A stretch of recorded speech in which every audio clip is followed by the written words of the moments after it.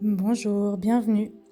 J'ai envie de vous parler aujourd'hui de l'importance en fait de ne pas attendre que la crise du couple, de la relation ait explosé pour aller consulter, pour aller demander du soutien.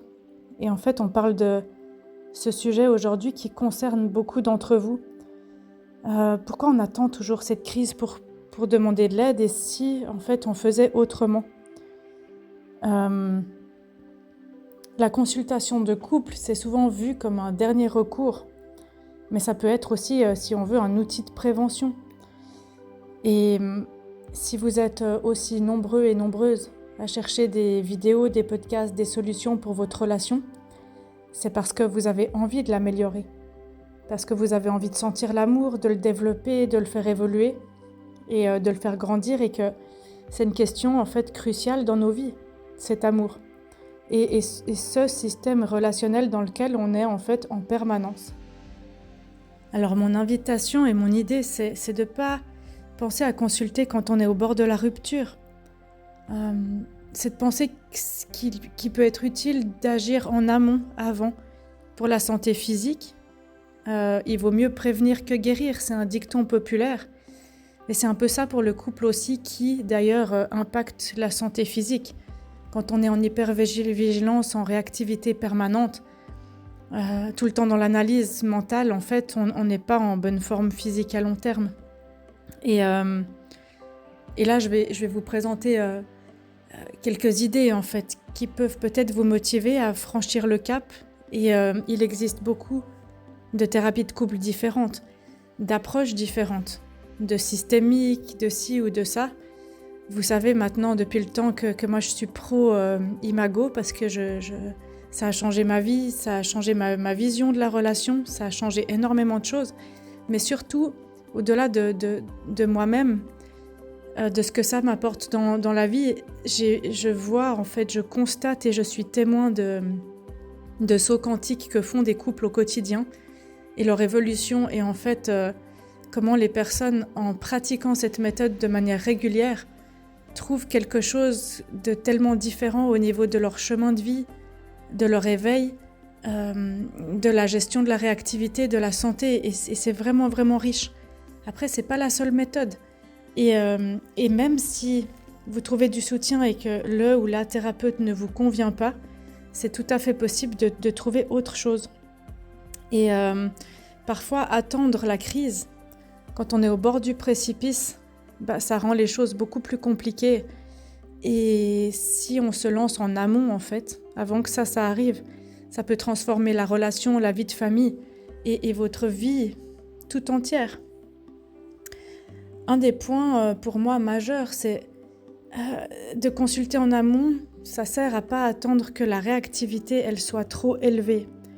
Parce que quand je suis trop blessée, au bout d'un moment, les volets sont fermés et quelles que soient les tentatives de réparation de l'autre, en fait, je n'arrive plus à les recevoir parce que je suis épuisée, parce que j'y crois plus, parce que j'ai plus rien envie d'investir dans la relation. Et ce que je vois, moi, dans un stéréotype assez fréquent, c'est qu'un ou une des deux a essayé pendant 10 ans, 15 ans, 20 ans, 6 mois, de communiquer, d'essayer des choses, d'essayer de se connecter émotionnellement. Et l'autre personne est frileuse de ça, c'est plus compliqué. Et un jour, cette personne en a tellement ras-le-bol et tellement désenchantée qu'elle va baisser les bras. Elle va baisser les bras et du coup, elle va se sentir en fait euthanasiée, éteinte dans cette relation. Et elle n'aura plus envie d'y revenir. Et à ce moment-là, l'autre personne se dit « Oh mince, il faut que je me réveille, il faut que je rattrape la chose ». Et l'autre personne, c'est là qu'elle est démunie parce que déjà, elle ne savait pas se connecter émotionnellement avant, c'était difficile. Et là, elle doit tout rattraper toute seule. Donc ça, c'est un exemple que je vois assez souvent.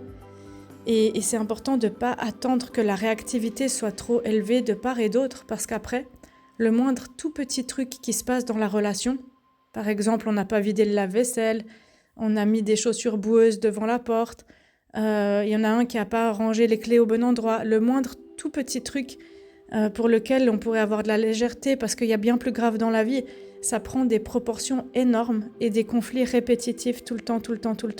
Donc un tout petit désaccord, ça va se transformer en dispute magistrale explosive parce que, en fait, mon réservoir interne de colère non exprimée, de frustration, de désenchantement, il est déjà plein. Et à ce moment-là, la petite goutte d'eau fait déborder le vase, en fait. Et quand on laisse toutes ces rancœurs, les tensions s'accumuler, c'est pas les disputes qui deviennent plus fréquentes, c'est aussi toutes les blessures émotionnelles qui s'installent. Ça veut dire qu'on attend qu'il se passe quelque chose de mieux. Et quand on voit que la même chose se reproduit en boucle, on n'a plus envie. Et en fait, c'est une boucle, un cercle vicieux. Et souvent, c'est les deux partenaires qui entretiennent ça à leur manière. Ensuite, c'est bien de ne pas attendre qu'on se soit fait trop de mal, en fait. Parce que tous ces silences répétés pendant des mois ou des années, des rancunes et des conflits pour les mêmes choses, c'est plus seulement une petite dispute sur une blessure centrale à résoudre, mais c'est toute une confiance à reconstruire si on attend trop. Et ça, c'est beaucoup plus difficile.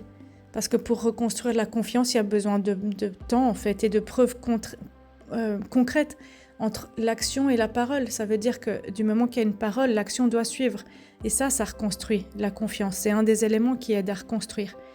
Et du coup, si on attend qu'on ait eu trop mal, ça prend aussi beaucoup plus de temps derrière à reconstruire, à pouvoir se lancer, à oser se lancer de nouveau par peur d'être blessé à nouveau. Et je parle aussi des enfants là-dedans. Si vous avez des enfants, les enfants vous voient vous déchirer à travers le silence ou à travers les conflits pendant des années. Et ils en pâtissent aussi. Eux aussi, ils souffrent de ça. Et si vous commencez à travailler la relation, vous n'avez pas besoin de leur expliquer, ils vont le sentir qu'il y a du changement. Et puis, prévenir, vaut mieux prévenir que guérir, c'est-à-dire que d'agir en amont, dans la prévention de la relation, pour continuer à construire une relation et pas avoir à la réparer. Vous voyez la différence ? Cette prévention, elle est beaucoup plus efficace que la réparation. Si on va chez le dentiste avant une énorme rage de dents, un truc à enlever, c'est plus efficace de prendre soin de ses dents petit à petit, tous les jours, en amont. Et c'est pareil là, c'est pareil. Du coup, il y a aussi cette notion, cette croyance que la thérapie de couple, elle est assimilée à un échec. Ça veut dire, si on doit vraiment finir en thérapie de couple, c'est qu'on est fichu. Si on doit vraiment aller en thérapie de couple, c'est qu'on n'est vraiment pas doué ou qu'on a vraiment un problème pathologique. Ça, c'est des anciennes croyances. Aujourd'hui, moi, ce que je dis parfois aux personnes, c'est qu'au-delà d'être une thérapeute, je suis une créatrice d'expériences pour les couples. Je leur offre un espace sécurisé dans lequel exprimer différemment leurs rancœurs, leurs frustrations, dans lequel aller explorer différemment les blessures. Et je tiens cet espace. Et en fait, c'est pas associé à de la thérapie, c'est associé à un tremplin. Je vais chercher un petit tremplin pour m'aider à faire mieux, pour m'aider à gérer, à réguler ma réactivité.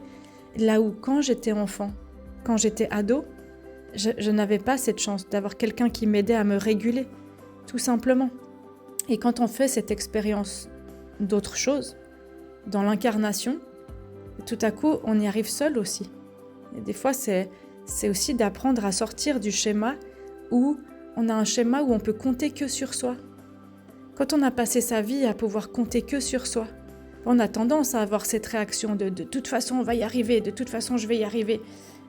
Et cette croyance fait que parfois, on attend 1, 2, 3, 10 ans, 15 ans, 20 ans dans une relation où on n'est pas heureux, où nos rêves sont brisés en fait. Alors, mon idée, c'est aussi de vous proposer de changer votre regard sur la thérapie de couple. Quand un couple dit non, mais on est trop jeune pour ça, ou c'est pas si grave ce qu'on vit, ou en fait, non, consulter, c'est une preuve de maturité émotionnelle. Aller demander de l'aide, c'est une preuve que, ouais, super, on va explorer différemment et on va demander un petit peu d'aide pour ça. Et consulter tôt, ça nous aide aussi à aller beaucoup plus loin avec beaucoup plus d'outils. Et ça, c'est génial. Moi, quand j'ai des jeunes, là, j'ai eu dans les stages Imago plusieurs fois des jeunes qui avaient la vingtaine. Et je remerciais la vie pour ça, tellement c'était beau. Tellement ils font différemment que les générations précédentes. Et ça, c'est merveilleux, c'est juste magnifique. Donc, consulter, Ça vous aide à vous comprendre individuellement, dans vos deux mondes respectivement très différents. La thérapie de couple, elle n'est pas centrée uniquement sur le couple, elle est centrée sur cet espace relationnel qui est la troisième personne de la relation, dont on va prendre soin ensemble différemment. Ça aide chacun des deux à mieux comprendre ses besoins, à cerner ses limites, où elle est ma ligne rouge, et quand est-ce qu'on la dépasse, quand est-ce que je la laisse la dépasser. Parce que soit je suis dissociée, soit je me suradapte, soit je suis dans la colère, soit je suis dans la fuite.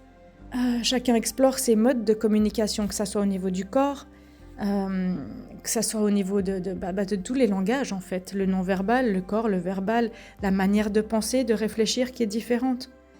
Et si un des deux dit je me rends compte que j'ai besoin de plus de temps seul, mais j'osais pas le dire, en consultation on peut clarifier ça. C'est comment, c'est quoi, c'est pourquoi, et prendre soin de ce qui se passe pour l'un et pour l'autre, sans que le ou la partenaire prenne les choses contre soi à chaque fois.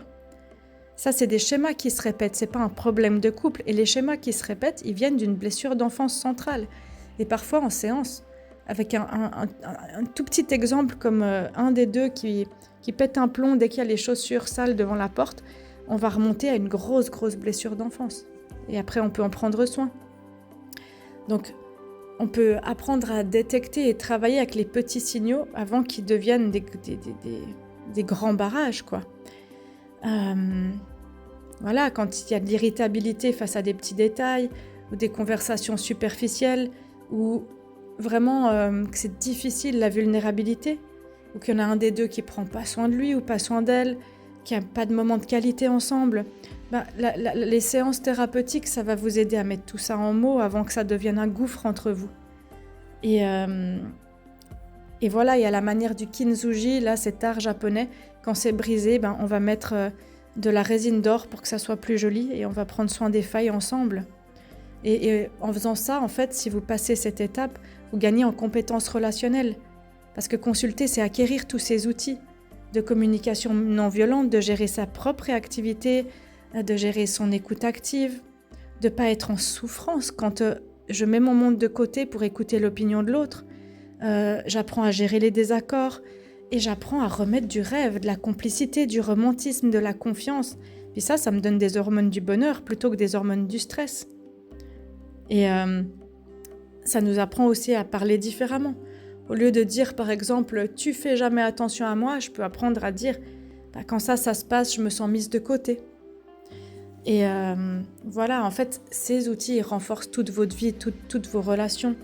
Et puis ça vous offre cet espace neutre, sécurisé, pour tous ces sujets qui sont tellement difficiles parfois et trop sensibles à aborder seuls.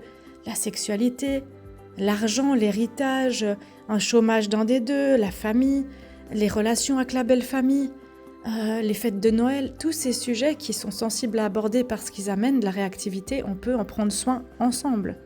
Moi, j'ai des couples qui reviennent après une fois par année, juste quand ils n'arrivent pas à aborder un sujet l'un ou l'une avec l'autre. Et cet espace qu'on vous offre, il permet de dire ce qui est difficile sans peur d'exploser, sans peur de fuir, sans peur de se faire mal à nouveau et de revivre des vieilles souffrances. Et du coup, de consulter avant une crise, c'est vraiment investir en fait dans la solidité de sa relation, tout simplement. Donc ça évite vraiment que cette réactivité monte, de créer des gouffres de blessures profondes. Ça permet de prévenir plutôt que d'aller réparer, de changer ce regard sur la thérapie, de mieux se connaître, de construire du rêve plutôt que de devoir réparer tout le temps. Et ça fait baisser l'hypervigilance. Voilà, donc consulter assez tôt, quand on se perd, c'est une preuve de soin et d'amour pour soi et pour cette relation à laquelle je tiens, pas de faiblesse. C'est je fais le choix de nourrir ma relation avant qu'elle s'épuise, avant qu'elle s'érode. Voilà. Et du coup, qu'est-ce qui, dans mon couple aujourd'hui, mérite d'être dit, d'être travaillé, d'être exploré avant que ça devienne trop lourd? Et est-ce que j'ai pas attendu déjà trop de temps à essayer de comprendre sur des podcasts, des livres, mais que finalement, dans l'incarnation, ça change pas? Alors, hésitez pas. Et moi, je fais des séances en ligne, mais on est beaucoup aujourd'hui à proposer des séances en ligne, des stages en présentiel. Et vraiment, si vous avez besoin d'informations, de soutien, n'hésitez pas à venir nous voir. Et voilà, moi je travaille beaucoup avec le psychocorporel des couples, avec les langages de l'amour du corps, avec la sexualité aussi, avec la gestion de la réactivité et du stress. Et certains collègues sont aussi dans le psychocorporel, d'autres pas. Trouvez la thérapie qui vous convient. Et faites ce pas vraiment parce que c'est un grand cadeau. Et là où vos parents à vous n'ont pas su s'aider, vous pouvez vous aider vous. Et ça aidera vos enfants aussi et ça aidera le monde. Mais surtout, ça vous apaisera dans cette vie. Voilà pour le petit mot du jour. Du coup, moi, je vous remercie pour votre écoute. Si vous sentez une personne dans le besoin ou à qui ça pourrait faire du bien, ou qui n'y pense pas en fait, envoyez-lui ce petit lien pour lui donner l'idée. Voilà, peut-être de faire un stage Imago ou autre. À bientôt et belle journée à vous tous et toutes.